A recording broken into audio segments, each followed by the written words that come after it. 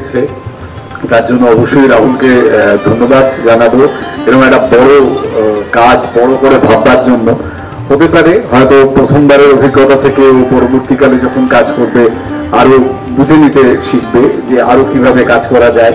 কারণ আমাদের আসলে প্রথম এবং প্রধান লক্ষ্য থাকে অনেক বেশি দর্শক, তো সেইটা কিভাবে তাদের সাথে আরেকটু সংযোগ বাড়িয়ে নেওয়া যায় সেটা আমাদের খুঁজে দেখতে হবে।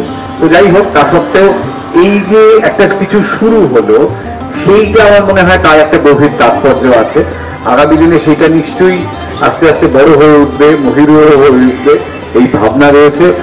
আর এখানে যারা উপস্থিত আছে, রাহুল এবং আমার সমস্ত ছাত্রছাত্রী যারা আছে এবং অন্যান্য যে সমস্ত দল রয়েছে যারা এখানে অংশগ্রহণ করছে, তাদের সকলের জন্য অনেক অনেক শুভেচ্ছা, ভালোবাসা, শুভকামনা। এইভাবেই থিয়েটারের জয়যাত্রা চলতে থাকে। ঠিক আছে, ধন্যবাদ।